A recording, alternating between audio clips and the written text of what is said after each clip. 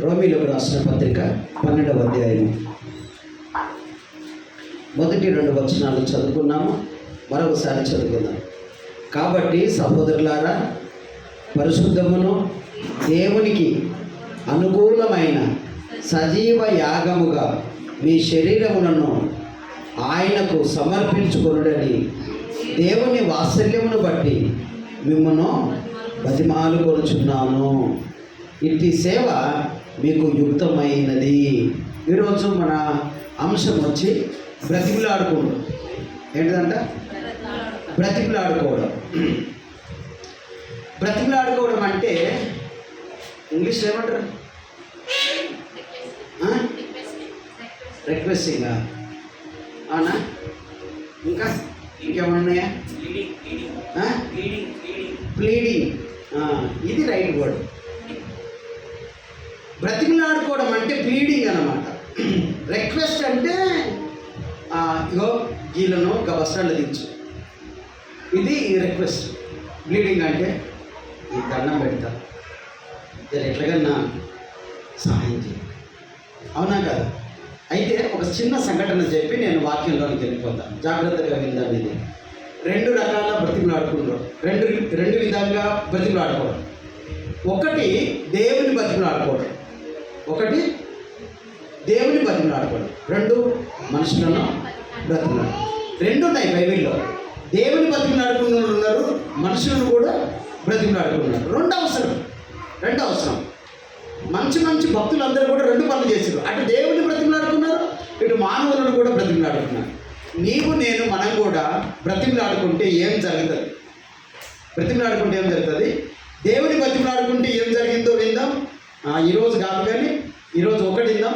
మనుషులను బతికులాడుకుంటే ఏం జరిగింది, లేదా దేవుని ప్రజలు ఎలా బ్రతికులాడుకున్నారు, తర్వాత దేవుని బ్రతికులాడుకుంటే కలిగే ఆశీర్వాదాల గురించి 2 వర్ధమానాలు. ఈ రోజు ఒక వర్ధమానం విందాం, వచ్చే వారం కూడా ఒక వర్ధమానం విందాం.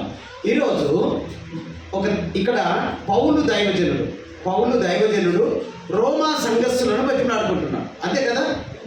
రోమా సంఘస్థులను బ్రతిమలాడుకుంటున్నాడు. అయితే నిన్న నేను ఒక గృహాన్ని దర్శిస్తే ఒక సహోదరి ఒక సాక్ష్యం చెప్పింది. ఏం చెప్పింది అంటే, తన భర్త లేడంట, ఏకైక కుమారుడు, ఒకడే కొడుకున్నాడంట. ఆ కొడుకుకు ఒక మరణకరమైన వ్యాధి వచ్చిందంట. వస్తే ఆ అబ్బాయిని తీసుకొని వెళ్ళి ప్రైవేట్ హాస్పిటల్లో జాయిన్ చేస్తే 12 లక్షలు ఇస్తే ఆపరేషన్ చేస్తే నీ కొడుకు బ్రతికే అవకాశం ఉంది అన్నారంట. ఈమె దగ్గర 12 రూపాయలు లేవు. ఎన్ని లేవు? 12 రూపాయలు కూడా లేవు. డాక్టర్స్ ఏమంటున్నారు? 12 లక్షలు ఇవ్వమన్నారు. కానీ ఈ తల్లి ప్రభువుని నమ్ముకుంది. ఎవరిని నమ్ముకుంది? ఆమె నేను నిన్న విన్న సాక్ష్యం ఇది, నా కథ ఏం కాదు, ఒకరు చెప్తే నేను విని చెప్తున్న మాట. ఆమెనంట కొడుకును పోగొట్టుకుంటుందా ఏ తల్లి అయినా? భర్త కావాలన్నా కొడుకు కావాలంటే ఎవరు కావాలంటుంది? కొడుకే కావాలంటుంది. ముందు వచ్చిన భర్తను వదిలేస్తుంది. అవునా కదా? అటువంటి కొడుకు కూడా కళ్ళ ముందు చచ్చిపోతాడు, 12 లక్షల రూపాయలు కావాలి అని అంటే ఆమెకు ఎవరు లేరంట. ఆమె అంటే సాధారణ ఎవరు లేరని కాదు, కానీ ఉన్న బీదలను ఎవరు పట్టించుకుంటాడు? అవునా కదా? అందరు ఉన్న అనాథ, అందరు ఉంటారు పేరుకి మాత్రం. తల్లిదండ్రులు ఉండొచ్చు, అన్నదమ్ములు ఉండొచ్చు, బంధువులు ఉండొచ్చు, కానీ ఆపదలో ఉన్నప్పుడు ఎవడు ఉంటాడో, ఎవడు పక్కన నిలబడతాడో వాడే నిజమైనవాడు. కానీ ఈమెను 12 లక్షలు ఇచ్చి ఆదుకుంటే లేరంట. ఆమె అన్నదంట, నా కొడుకుకు రేపు ఆపరేషన్ చేయండి, రేపు నేను డబ్బులు కడతానంట. ఏం చేయండి? కొడుకును ఆపరేషన్ చేయండి, రేపు నేను డబ్బులు కడతా, నా కొడుకుకు ఆపరేషన్ చెయ్యను అన్నాడు. డాక్టర్లు ఏం తక్కువ తిన్నారా? నువ్వు కడితే మేము చేస్తామన్నాడు. అయితే కొడుకును హాస్పిటల్లో వార్డులో పడబెట్టి ఆమె డాక్టర్లను ఆయాలను అడిగి, ఈ ఆయాలు డాక్టర్లు డ్రెస్ చేంజ్ చేసుకునే రూమ్ ఉంటుంది కదా, ఆ రూమ్లో వెళ్ళి మోకరించి ప్రార్థన చేయడం స్టార్ట్ చేసిందంట. ఎంత తెలుసా? 24 గంటలు మోకాళ్ళ మీద ఉందంట. ఆమె 24 గంటలు మోకాళ్ళ మీద ఉందంట.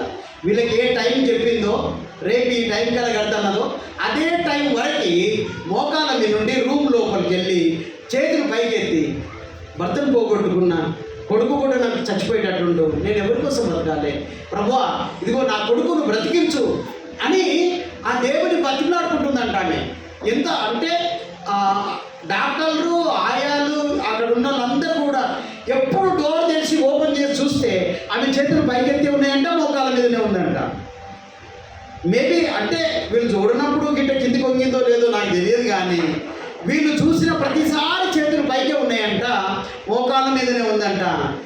ప్రభువా, నువ్వు తప్ప నాకు ఆధారం లేదు, నువ్వు తప్ప ఎవడు ఆదుకోడు, ఎవడు సాయం చేయడు అని దేవుని బ్రతిమలాడుకుంటుందంట. ఆమె బ్రతిమలాడుకుంటుందంట.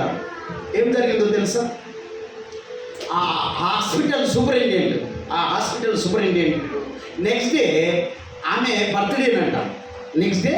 బర్త్డేనంట. ఆమె గ్రాండ్గా ఏదో తాజ్ హోటల్లో సెలబ్రేషన్ చేసుకోవాలనుకుందంట. ఆ రోజు మార్నింగ్ వచ్చి నేను చెయ్యను, అంటే ఆ హోటల్లో నా సెలబ్రేషన్, నా బర్త్డే చేసుకోను, అయితే మీ అందరికీ నేను డబ్బులు ఇస్తా, ఆ బాబు ఆపరేషన్ చెయ్యరని ఈమెకు ఆ ఆపరేషన్కి కావాల్సిన 12 లక్షలు ఆ హాస్పిటల్ ఓనరే ఇచ్చి ఆపరేషన్ చేయించి బిడ్డను బతికించారంట. దేవుని సన్నిధిలో నువ్వు మోకరిస్తే, నేను మోకరించను, నేను బ్రతిమలాడుకోను, మనకు 3 పూటలు తింటుంటే ప్రభు జ్ఞాపకం రాడు, ప్రార్థన జ్ఞాపకం రాదు, వాక్యం జ్ఞాపకం రాదు. కానీ ప్రమాదంలో ఉంటే మాత్రం దేవుడు జ్ఞాపకం వస్తాడు. ఆమె మోకరించి ప్రభువును ప్రాధేయపడ్డదంట, బ్రతిమలాడుకుందంట. నేను అంటున్నా, మీరు ఆలోచన చేయండి, ఒక స్త్రీ 24 గంటల్లో 12 లక్షలు సంపాదించడం అంత సులువా? అవునా? ఏ ప్రయత్నం చేసినా బ్రతికించుకోలేదు. ఒకటే ఒక ప్రయత్నం, అది ఏంటంటే ప్రభు పాదాల దగ్గర పట్టుకొని ఆయన కాళ్ళు బిడ్డ పట్టుకుంటే 12 లక్షలు ఏంది, 12 కోట్లు తెచ్చడం తెస్తాడానికి. అవునా కదా? కానీ ఒక్కటి ఏంటంటే బలవంతమైన అంటే ప్రభు పాదాలు పట్టుకొని బ్రతిమలాడే అలవాటు కలిగి ఉండాలి మనం. అది లేదు. అంటే దేవుడు ఏం కోరుతున్నాడంటే, ఎవరైనా ఒక రోజు వచ్చి ప్రభువును పాదాలు పట్టుకొని బ్రతిమలాడుకుందనుకో, నీకు స్వస్థత కలుగును కాక అంటాడు. ఒకటే మాట అవుతుందా కాదా? చచ్చిపోయే వాళ్ళు వచ్చి ప్రభు పాదాలు పట్టుకున్నారనుకో, నీకు జీవం కలుగును గాక, నువ్వు బ్రతుకుదువు గాక అంటాడు, బ్రతుకుతాడు అంతే. అప్పులోడు వచ్చి ప్రభు దగ్గర పాదాలు పట్టుకొని, ప్రభు అప్పుల్లో కూరుకుపోయిన నాయన, ఈ అప్పుల నుండి నన్ను విడుదల దయచేయని ప్రభు పాదాలు పట్టుకొని బ్రతిమలాడుకుంటే, ఏ ధనవంతుడు నన్ను లేపి, మన మాన చెప్పిండు, ₹100 ఉంటే 100 రూపాయలు కానికేసిండట. 100 రూపాయలు కానికేసి బయట పోయి నిలబడితే ఎవరో ఒకరు దానికి 300, 500గా ఆయన ఎక్కువ ఇచ్చినట్టు మనం సాక్ష్యం విన్నాం. ఏంటో తెలుసా? నీ దేవుని నువ్వు నమ్మి, నీ దేవుని పాదాల దగ్గర నువ్వు పట్టుకొని బ్రతిమలాడుకుంటే నీ పిల్లల తలరాత, నీ తలరాత మారుస్తాడైనా. కానీ ఏంటో తెలుసా? అక్కడ అంటాడు, ఏమన్నాడంటే చూడండి, 12వ అధ్యాయము, రోమా పత్రిక 12వ అధ్యాయము. కాబట్టి సహోదరులారా, పరిశుద్ధమును దేవునికి అనుకూలమైన సజీవ యాగముగా మీ శరీరములను ఆయనకు సమర్పించుకొనుడని. ఇక్కడ పౌలు దైవజనుడు ఏమంటున్నాడంటే, శరీరం మంచిది కాదు. నీ శరీరం అందంగా ఉండొచ్చు, కానీ అది మంచిది కాదు. దానికి ఉన్నంత చెడ్డ అలవాట్లు, దానికి ఉన్నంత చెడు అలవాట్లు, దానికి ఉన్న కామ క్రోధ మదమత్సరాలు ఆత్మకు లేవు. ఈ శరీరం ఎప్పుడు ఏమంటుందో తెలుసా? ఇది దేవుని దగ్గరికి ఓనియది, దేవుని సన్నిధికి వెళ్ళనీయది, ప్రార్థనకి వెళ్ళనీయది, దేవుని సన్నిధికి మందిరానికి వెళ్ళనీయది. ఇదేమంటుందో తెలుసా? ఇదే ఒక్కటే ఒక జీవితం ఉంది, వన్ లైఫ్, ఒకటే జీవితం ఉంది. ఈ జీవితంలో సుఖపడు, తిను, త్రాగు, సుఖంగా బతుకు, మళ్ళా జన్మ లేదు. కాబట్టి ఈ జీవితంలో నువ్వు హ్యాపీగా బ్రతుకుమని ఈ శరీరము నిన్ను ప్రేరేపిస్తుంటుంది. అవునా కదా? ఈ శరీరం చెప్పినట్టు వింటున్నారు ఈరోజు విశ్వాసులు, దాన్ని జయించడం లేదు. ఇక్కడ ఏమంటాడంటే, సజీవంగా ఉన్న పాటన నీ శరీరం. జయనారాయణ కాలంలో రాజు ఉంటాడు, డ్యూటీకి పోయి ఉన్న పాటన షూ అట్లనే వస్తుంది, డ్రెస్ అట్లనే వచ్చి చర్చిలో కూకుంటాడు, స్నానం చేయడు, ఏం మారవాడు. ఏమన్నా అంటే దేవునికి ఏం కావాలి? నేను కావాలి, నా శరీరం కాదంటాడు. నిజమే. ఇప్పుడు ఒకవేళ మీరు ఆలోచన చేయండి, నైట్ డ్యూటీ చేసినవాడు ఇంటికి పోయి స్నానం చేసి వస్తుంటే ఆరాధన అయిపోతుందా లేదా? ఏం కావాలి దేవునికి? నువ్వు కావాలంటే ఉన్న పాటన దేవుడు సజీవ యాగంగా మీ శరీరాలను దేవునికి సమర్పించుకో అని బతిమలాడుకుంటుండ్రు. మీకు దండం పెడతారు, మీకు దండం పెడతారు నాయన, మీరు మంచోళ్ళు కాదు, మీ శరీరాలు మంచివి కావు, సమర్పించుకోండి అని దేవుడు రోమా పట్టణంలో ఉన్న సంఘస్థులను బతిమలాడుకుంటుండంట. నేనేమంటా తెలుసా, మీరు ఏమనుకోవద్దు, బాధపడవద్దు. నేను దేవుని నమ్ముకున్న తొలి దినాల్లో ఆరాధన 10 గంటల కంటే 9 గంటలకు పోయి గేట్ కాడ కూర్చునేది. నేను మైనకి గేటు తెరిచేది.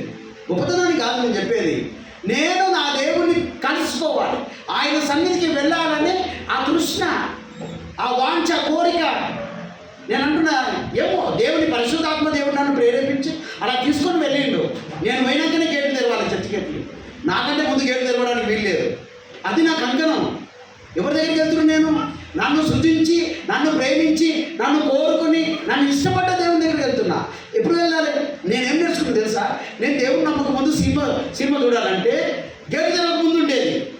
అదే పనికి మాల సినిమా కోసం గేటు తెరవక ముందు ఉన్నా, పనికొచ్చే దేవుని దగ్గరికి ఎప్పుడు వెళ్ళాలి నేను?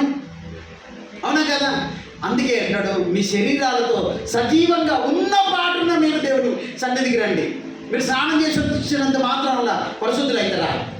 అట్లానే మురికి బాటలతో రావద్దు. మీరు సోమరులు అయితే కొంచెం తొందరగా రండి అని దేవుడు అంటున్నాడు. ఇక్కడ దేవుని వాక్యం అంటుందంటే ఏమంటుందంటే, దేవునికి అనుకూలమైన సజీవ యాగముగా మీ శరీరములను ఆయనకు సమర్పించుకోండి. ఏమన్నాడు అని అంటే, చూడండి ఒక మాట,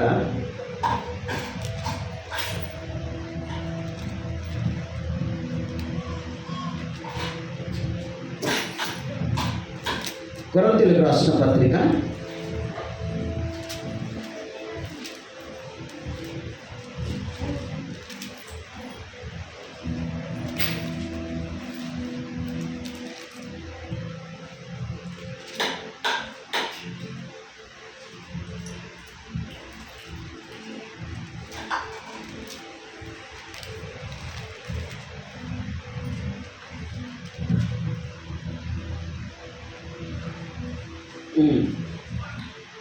2వ కొరింథీ 6వ అధ్యాయము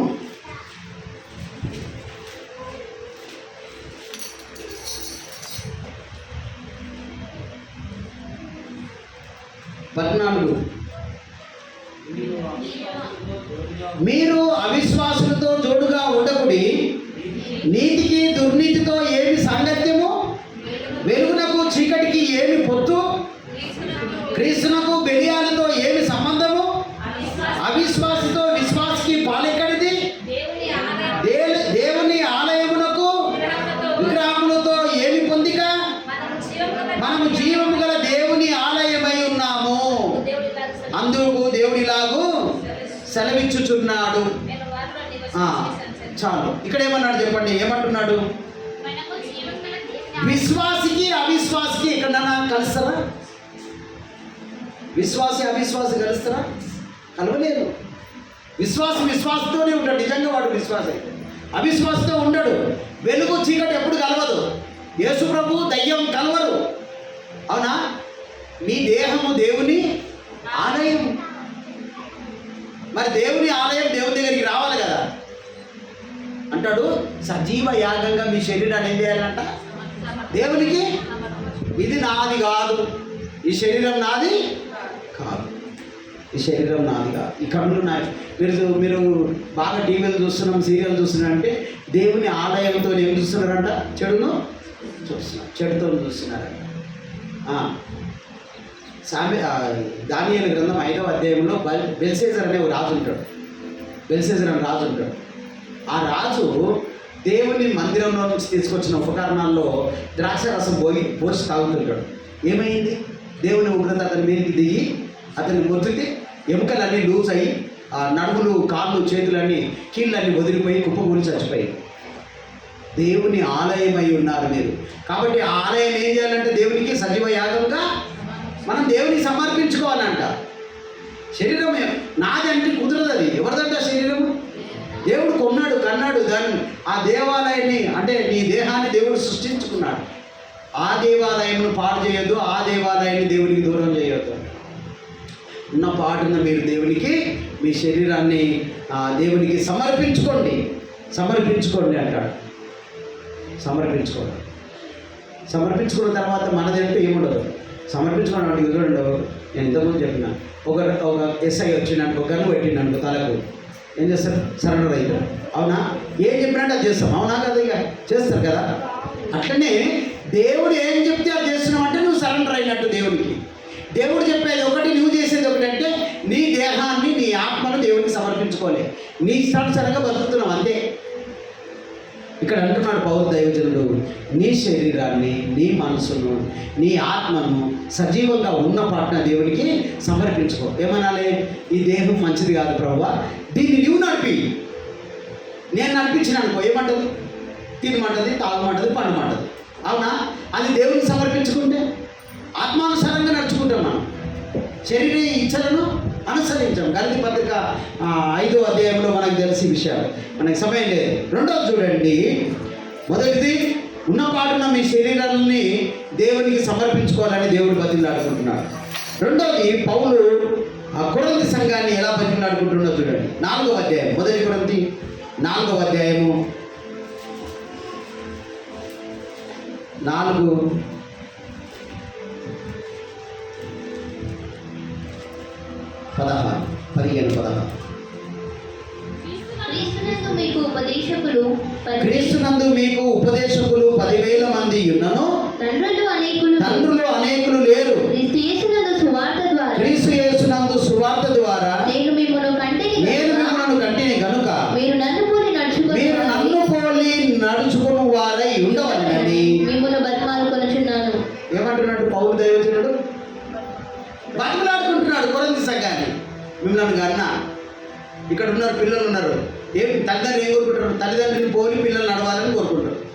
ఇక్కడ ఏమంటున్నాడంటే, మిమ్మల్ని కన్న కదా, మీరు నా పిల్లలు కదా, నన్ను పోలి మీరు నడుచుకోండి, నన్ను పోలి నడుచుకోండి. నేను ఏం చేస్తున్నానో అది చూసి మీరు నేర్చుకోండి, నడుచుకోండి అంటాడు. బతిమలాడుతున్నాడంట. మిమ్మల్ని బ్రతిమలాడుకుంటున్నాను. మీ శరీరాలను, మీ మనసు, ఆత్మను దేవుడికి సమర్పించుకోండి. దేవుడు మీ పట్ల కార్యం చేస్తాడు. ఇప్పుడు ఇంతకుముందు మనము చెప్పిన మాట ఏంటంటే, ఆ తల్లి బిడ్డ కోసము తన శరీరాన్ని సమర్పించుకొని దేవుని సన్నిధిలో మోకరించింది. తింటా పంత అంటే కదా ఆమె సమర్పించుకుంది. ఆకలి అయినా పర్లేదు, చచ్చిపోయినా పర్లేదు, నా కొడుకు అంటే ఎక్కువ ఏమీ లేదనుకొని ఆమె సమర్పించుకొని దేవుని ఎదుట 24 గంటలు కూకుంది. దేవుడు కార్యం చేశాడు. అది సమర్పించుకోవడం.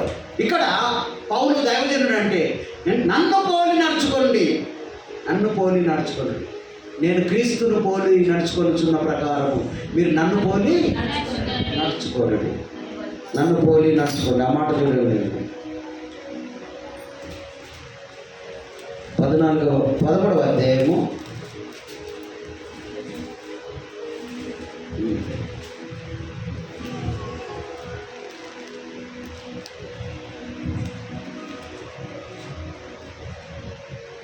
11వ అధ్యాయం మొదటి వచ్చిన 1 కొరింథీ 11:1. నేను క్రీస్తును పోలి నడుచుకొనుచున్న ప్రకారము మీరు నన్ను పోలి నడుచుకొనుడి. యేసు ప్రభు ఎలా నడుచుకున్నాడో నేను అలా నడుచుకున్నాను. మీరు కూడా చేయాలి. నేను ఎలా నడుచుకుంటున్నానో మీరు కూడా అలాగే నడవాలి. కాకులన్నీ ఒకదానికి నడుస్తాయా, లేకపోతే ఏమైనా తేడా నడుస్తాయి? కాకులు ఒక విధంగా, జాతి అంతా ఒకటే కదా, ఒక రకంగా నడుస్తాయి. పాములను ఒక రకంగా నడుస్తాయి. కాకిలాగా పాము నడవదు, పాములాగా కాకి నడవదు. అవునా? మానవులం కాబట్టి మానవుల్లాగా నడవండి, సర్పంలాగా నడవద్దు. కాకి నడవదు, మీకు తెలుసా? ఒక్క అడుగు వేస్తే ఎక్కువ, లేకపోతే చెంపే ఇక్కడ ఎగురుతూనే ఉంటుంది అది. ప్రభు చెప్పే మాట ఏంటిది అంటే,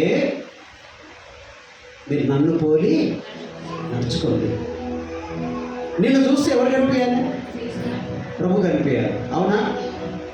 ప్రభు కనిపించాలి. ఇక్కడ అపోస్తల కార్యంలో ఉంటుంది అది. అంత్యోక్యలో మొట్టమొదట శిష్యులు క్రైస్తవులు అనబడిరి.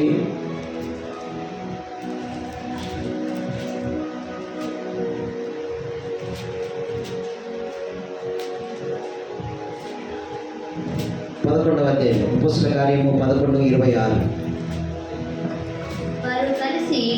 కలిసి ఒక సంవత్సరం అంతయు సంఘములో ఉండి బహుజనములకు వాక్యమును బోధించిరి. మొట్టమొదట అంతియొకయలో శిష్యులు క్రైస్తవులు అనబడి. మొట్టమొదట ఆ సంఘస్థులు అందరూ ఎవరిలా కనిపించారట? యేసు ప్రభులా కనిపించారట. మీరు ఆలోచన చేయండి, ఆయన 33.5 సంవత్సరాల్లో ఎవరినన్నా తిట్టిన దాఖలు ఉన్నాయా? ఒక్కని మాత్రం ఏమంటాడు? పిలాతు అంటాడు, ఏమంటాడు అంటే, నీ వీడుంటే చంపేసి అంటాడు.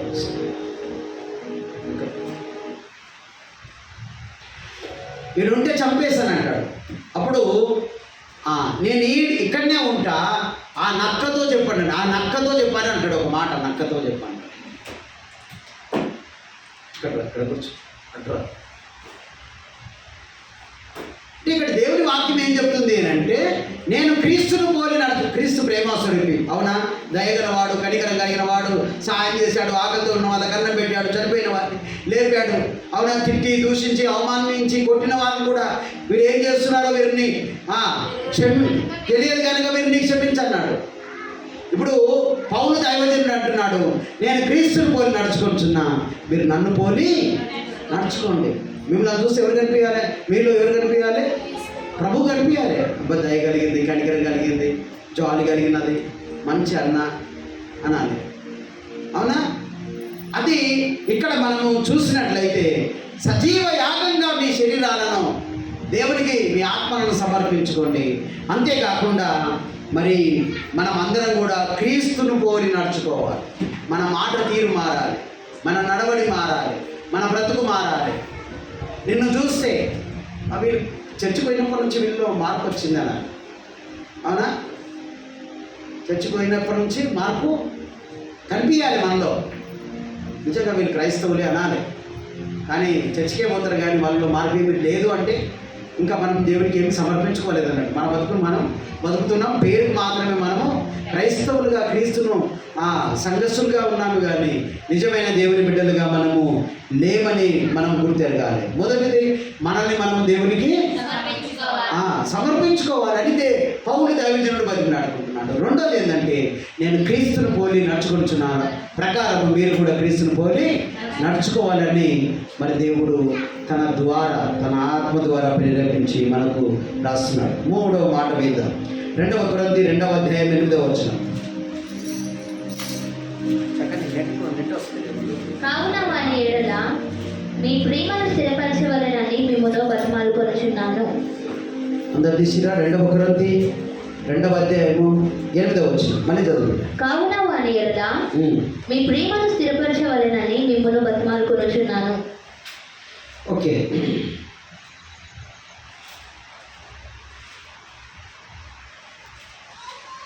ఏం చేయాలంటారా? ప్రేమలో మీరు స్థిరపడాలని బతిమలాడుకుంటున్నాంట. ఏముండాలి మనలో? ప్రేమ.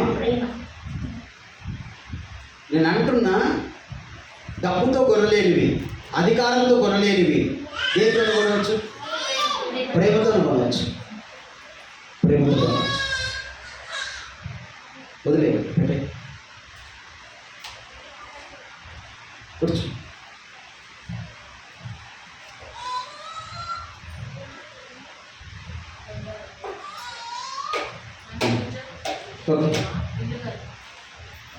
ఏముండాలి? ప్రేమ. ఏమన్నాడు? 1 కొరింథీ 13వ అధ్యాయము 13వ వచనమా? ఏముంటుంది? కాగా విశ్వాసము, ప్రేమ, నిరీక్షణ, మూడిట్లో శ్రేష్టమైనది ప్రేమయే. ప్రేమ ఉండాలి. మీరు మీరు మీరు దేంట్లో స్థిరపడాలంట? ప్రేమలో స్థిరపడాలి. ప్రేమ వల్లనే మనము సమస్తమును సాధించవచ్చు. ప్రేమకు ఆ శక్తి ఉంది. ప్రేమిస్తే ఎంత దూరం పోతాం. అవునా? ఏదైనా చేస్తాం ప్రేమ ఉంటే. కాబట్టి దేవుడు అంటున్నాడు ఇక్కడ, మీరు ఒకరిని ఎడల ఒకరు ప్రేమ కలిగి ఉండడానికి స్థిరమైన ప్రేమలో ఉండండి. అంటే ఈ ప్రేమ శరీర సంబంధమైన ప్రేమ కాదు, ఇది పరిశుద్ధమైంది, ఆత్మ సంబంధమైన ప్రేమ. నిస్వార్థమైన ప్రేమ, ఆశించని ప్రేమ. కాబట్టి మీరు ప్రేమ కలిగి నడుచుకోవడానికి, ఆ ప్రేమలో స్థిరంగా ఉండాలని మిమ్మల్ని బతిమలాడుకుంటున్నాను. మీ జీవితాలను, మీ ఆత్మను దేవునికి సమర్పించుకోవాలని బతిమలాడుకుంటున్నాను. దేవుని పోలి నడుచుకోవాలని మిమ్మల్ని బతిమలాడుకుంటున్నాను. తర్వాత ఇక్కడ అంటాడు, మీరు ప్రేమలో ఏం కావాలి? స్థిరంగా ఉండాలి, ప్రేమ ఉండాలి. ప్రేమ లేనివాడు వ్యర్థుడు. ప్రేమ లేనివాడనైతే మ్రోగేడు కంచును గనగనలాడు తాళమునయ్యుందును అంటాడు. కంచు బాగానే సౌండ్ ఎక్కువ, దానికి బంగారం ఎక్కువ మొత్తుకుంటుందా, కంచు ఎక్కువ మొత్తుకుంటుంది? కనకం కదా, కనకం కంచు కాకా రావాలని చెప్తున్నా. అవునా? కనకానికి ఏం లేదు, లొల్లి లేదు. కంచుకు లొల్లి ఎక్కువ, విలువ తక్కువ. అవునా? చాలామంది లొల్లి చేస్తారు బాగా. లొల్లి చేయదు బంగారం, కానీ విలువే. అవునా? ప్రేమ కూడా అన్నింటిలో శ్రేష్టమైనది ప్రేమ. మీరు ప్రేమలో స్థిరపడాలి అని మిమ్మల్ని బతుకున్నారు. మీరు ప్రేమ చూపించాలి. ఎవరి వేడలు ప్రేమ చూపించాలి? మీ పిల్లల పట్ల, మీ భర్త పట్ల, మీ కుటుంబం పట్ల, ఇరుగు పొరుగు వారి పట్ల మీరు ప్రేమ. నా నిన్ను వారిని పెరుగు వారిని ప్రేమించాలి. ప్రేమ చూపించండి. నేను చెప్పాలన్నా ఒక మాట, యేసుప్రభు దేవుడు నిజమైనవాడు అని నమ్మితే ఎవరు నమ్ముతాడో లేదో నాకు తెలియదు, కానీ నువ్వు ప్రేమిస్తే మాత్రం నమ్ముతాడు. నిజమే. నువ్వు ప్రేమిస్తే నమ్ముతాడు. ప్రేమ త్యాగం చేస్తుంది, ఆశించదు. ప్రేమ ఎప్పుడు గివింగే, ఇస్తూనే ఉంటుంది. అది దేవుడు కూడా ప్రేమాసురపి ప్రేమిస్తున్నాడు మనల్ని. ఏమి తీసుకోడబ్బా, ఏమి ఇస్తాం చెప్పు మనం ఆయనకి? థ్యాంక్స్ అని చెప్తే ఆడికే మురిసిపోతాడంట ఆయన. అక్కడికి రాని థ్యాంక్స్ అని. అవునా? ఇచ్చిన దాన్ని బట్టి. కానీ మీరు, మనమందరం కూడా ప్రేమలో స్థిరపడాలని దేవుడు పౌలు దైవజనులు బతిమలాడుతున్నాడు. పౌలు అంటే దేవుడే, దేవుడు బతిమలాడుతున్నాడు. మీరు ప్రేమ కలిగి ఉండండి. ప్రేమించండి, శత్రువుని ప్రేమించండి, పగవారిని ప్రేమించండి, ఇరుగు పొరుగు వారిని ప్రేమించండి, కుటుంబాన్ని ప్రేమించండి. ఆ ప్రేమను నిన్ను చూస్తే, ఎందుకు ఇంత ప్రేమ నీలో ఉంది అంటే, నా దేవుడు నన్ను ప్రేమించుడు, నేను నిన్ను ప్రేమిస్తున్నాను. ఇది శరీర సంబంధమైన ప్రేమ కాదు, ఇది అగాపే ప్రేమ. ఫిలియో అనే ఒక ప్రేమ, అది శరీర సంబంధమైన, అది భార్యాభర్తలకు సంబంధించి అది కాదు కదా. ప్రేమ, పవిత్రమైన ప్రేమలో మీరు ఉండాలని నేను అంటున్నా. నేను నమ్ముకున్న దినాలలో సంఘస్థులు ఎంత మంచిగా ప్రేమించేది తెలుసా? ఎవరన్నా ఒకరు కొత్తగా చర్చకు వస్తే అందరూ ప్రేమించి, దగ్గరికి తీసి, ఆదరించి, భోజనం పెట్టి, వస్త్రాలు ఇచ్చి, ఎన్నో కార్యాలు చేశారు. ఇప్పుడు ఒవ్వరు లేడు, పలుకరియరు. కొత్తగా ఎవరైనా వస్తే నలుగురు కలిసి, అక్క ఎక్కడి నుంచి వచ్చినాం, అన్న ఎక్కడి నుంచి వచ్చినాం, బాగున్నారా, ఫ్యామిలీ మాట్లాడతారు. అట్లా మాట్లాడితే మీరు మంచోళ్ళే. నాకెందుకు లేడు, వస్తే సస్తే అనుకుంటే మీలో దేవుని ప్రేమ లేదు. మీరు ప్రేమించండి. వచ్చిన వాళ్ళు కొంతమంది తెలుసా, చర్చకు వచ్చి, లాస్ట్ చర్చకు వచ్చి ఈరోజు వాక్యం విని ఇంటికి పోయి గుడి పెట్టుకొని చచ్చిపోతామంటే కూడా వస్తారంట. అట్లాంటి వాళ్ళను మీరు ప్రార్థన చేసి, పలకరించి, ఆదరించి, ఒకవేళ చేయలు తీస్తే వాళ్ళు తీసుకున్న నిర్ణయాన్ని మార్చుకునే అవకాశం ఉంది. కాబట్టి ప్రేమలో మీరు స్థిరపడాలని దేవుడు కోరుతున్నాడు. ఇంకొక మాట చదువుకుందాం. 5:20, 2 కొరింథీ 5:20. కావున దేవుడు మా ద్వారా వేడుకొనినట్టు మేము క్రీస్తునకు రాయబారులమై దేవునితో సమాధాన పడుడని క్రీస్తు పక్షముగా మిమ్మలను ఎందుకు బతిమలాడుతున్నావు పౌలయ్య అంటే, దేవునితో సమాధాన పడాలంట. నువ్వు పాపం చేస్తే దేవుడు కోపం పడి దూరం అయిపోతాడు. నీలో మలినం ఉంటే, నీలో అపవిత్రత ఉంటే, నీలో దేవునికి అయిష్టమైంది ఉంటే దేవుడు నీతో ఉండలేడు. నువ్వు దేవునితో ఉండాలంటే దేవునితో సమాధాన పడాలి. ముందు ప్రభా, నీగో నేను బాధ కలిగించేవి చేశాను, మాట్లాడాను, చూశాను, తిరిగాను, ఇగో నాలో తప్పిదం ఉంది, దయచేసి నన్ను క్షమించుమని దేవునితో సమాధాన పడి ఆ బంధాన్ని కట్టుకోవాలంట. అందుకు మరి పౌలు అంటాడు, మీరు దేవునితో సమాధాన పడండి. కొరింథీలో చాలా పాపం ఉంది, ఆ పాపాన్ని విడిచిపెట్టి దేవునితో సమాధాన పడండి అని మరి ఆ సంఘానికి పౌరులు దైవజనుడు ఉత్తరం రాస్తున్నాడు, సమాధాన పడండి. బతిమలాడుకుంటున్నాడు. ఇప్పుడు ఇద్దరు భార్యాభర్తల మధ్య సమాధానం లేదనుకో, మాట్లాడుకోరు కదా, లోపల డిస్ట్రిబ్యూషన్ జరిగింది అనుకో, ఆమె అక్కడ మనిపోతుంది, ఇది ఇక్కడ మనిపోతుంది, అవునా కదా. వంట వండదు, ఈయనకేమో ఆకలి అవుతుంటుంది, అన్నీ ఇవన్నీ జరుగుతుంటాయి, అవునా. ఏం లేదు ఇద్దరి మధ్యలో సమాధానం, నెమ్మది లేదు. వాళ్ళిద్దరు కలిసి ఉన్నారు అనుకో, సమాధాన పడరు అనుకో. మీరు అక్కడ ఏది ఆదికాండం 24, 25, 26లో ఇసాకు రిబ్కాలు సరసములు ఆడివి అని రాస్తారు. సమాధానం ఉంటే సరసం, ప్రేమ, ఆట పాట అన్నీ ఉంటాయి, అవునా. దేవుడు అంటున్నాడు, దేవునితో మీరు సమాధానం పడాలి, మీరు సమాధానం కలిగి ఉండాలి, కలిసి ఉండాలి దేవునితో బంధం తెప్పుకోవద్దని కూడా బతిమలాడుకుంటున్నాను. మీ శరీరాన్ని, మీ మనసును దేవునికి సమర్పించుకోవాలని బతిమలాడుతున్నాడు. నన్ను పోలి నడుచుకోవాలని బతిమలాడుతున్నాడు. నన్ను పోలి నడుచుకోవాలని బతిమలాడుతున్నాడు. ప్రేమ కలిగి ఉండాలని బతిమలాడుతున్నాడు. ఇక్కడ ఏమంటాడంటే దేవునితో సమాధాన పడాలి, మీరు దేవునితో సమాధానం కలిగి ఉండాలని బతిమలాడుతున్నాడు. దేవునితో సమాధానం నేను అంటున్నా, ఇప్పుడు దేవునితో సమాధాన పడరు అనుకో, దేవుడు మీకు చేయవలసినవన్నీ కూడా చేయడానికి ఇష్టపడతాడు. దేవునితో సమాధానం లేదనుకో, దేవుడు ఆయన ముఖం తిప్పుకున్నాడు అనుకో, దూరం అయ్యిండు అనుకో, నీకు నష్టమే. నువ్వేమి ప్రార్థన చేసినా, ఎన్ని చేసినా జవాబు రాదు. ముందు వెళ్ళి ఏం చేయాలి? సమాధాన పడాలి, దేవునితో సమాధాన పడాలి, క్షమించమని దేవుణ్ణి మనము వేడుకోవాలంట. ఓకే, తర్వాత ఇంకొక మాట మనం చదువుకొని మనం ముగించుకుందాం. ఫిలిప్పీలకు రాసిన పత్రిక 4:2. ఫిలిప్పీ 4:2. ప్రభువునందు ఏక మనసు గలవార యుండుడని యువోదియాను సుంటికేసు బతిమాలుకొనుచున్నాను. మళ్ళీ చదువుమా. ప్రభువునందు ఏక మనసు గలవార యుండుడని, ఏక మనసు కలిగి ఉండాలని యువోదియను సుంటికేను బతిమాలుకొనుచున్నాను. ఏక మనసు కలిగి ఉండాలని బతిమాలు. ఎటువంటి మనసు ఉండాలి సంఘానికి? ఒకటే మనసు ఉండాలి. ఇక్కడ 10 మంది ఉన్నారు అనుకో, 10 రకాల మనసు ఉన్నాయి అనుకో, కలుస్తుందా? ఒకవేళ ఒక మీటింగ్ చేద్దాం అనుకున్నాం అనుకో, ఒక మనసు అయితే అవుతుంది, చేద్దాం అంటాం. అదే 10 మంది 10 మనసులు అయితే, అవునా. చేయాలంటే ఏం కావాలి? సరుకులు కావాలి, డబ్బు కావాలి, అన్నీ కావాలంటే అందరం ఒక మనసు కలిగి ఉంటేనే అవుతుంది. అది లేదంటే జరగదు. ఇక్కడ ఏమంటాడంటే సంఘానికి ఒకే మనసు ఉండాలి. ఇంకో మాట చెప్పాలంటే క్రీస్తు యేసునకు కలిగిన ఈ మనసు మీరును కలిగి ఉండాలి అంటాడు. కలిగి ఉండాలి.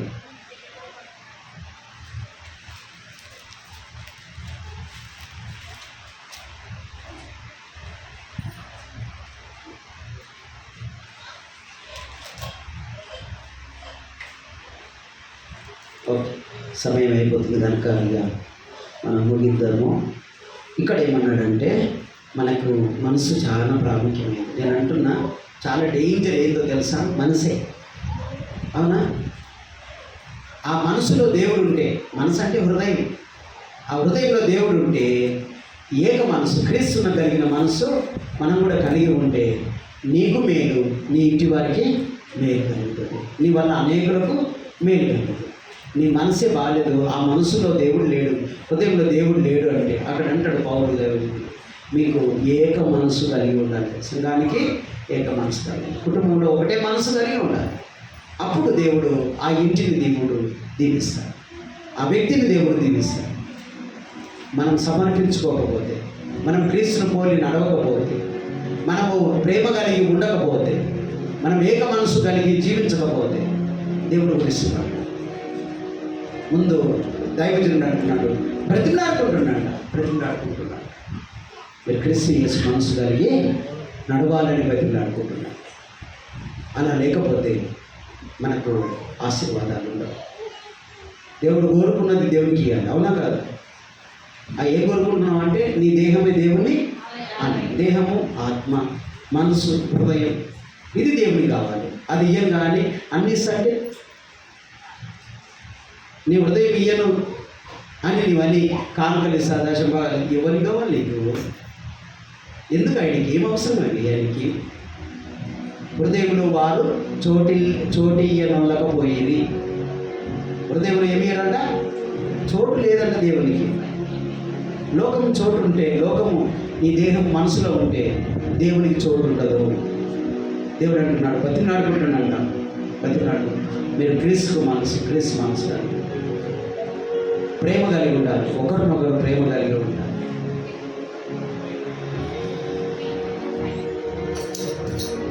క్రీస్తును పోలే మనసు ఉండాలి. సజీవ యాగంగా దేవునికి మనం సమర్పించాలి. ఇంకా చాలా విషయాలు ఉన్నాయి. ప్రవచితమైతే వచ్చే వారం మనం విందాం. ఓకే, ఫిలిప్పు 2:5 ఉందంట. నోటితో చెప్పాను, ఆమె వచ్చిన చెప్తున్నాను. క్రీస్తు యేసునందు కలిగిన ఈ మనసు మీరును కలిగి ఉండండి అన్నమాట. 2:5 ఫిలిప్పీ 2:5.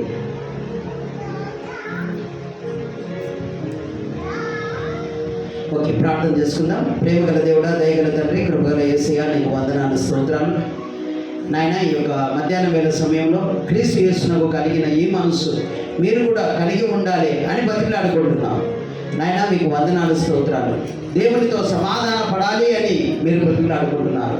ప్రేమ కలిగి నడవాలని బతిమలాడుకుంటున్నారు నాయన.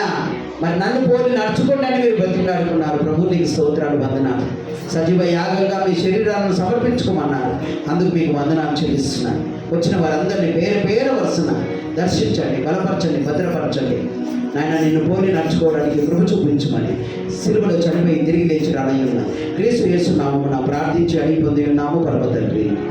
ఆమేన్, ఆమేన్. ఈ ప్రైజ్లో దేవునికి మహిమ కలుగును గాక. ప్రభు కృప మనతో రైతులు గాక. ఓకే, ఈ సమయంలో కళ్యాణి ముందుకు వచ్చి ఒక కీర్తన పాడుతూ ఉండగా ప్రభు పరిచయం కోసం తీసుకొచ్చిన కానుకలను సమర్పించుకున్నారు.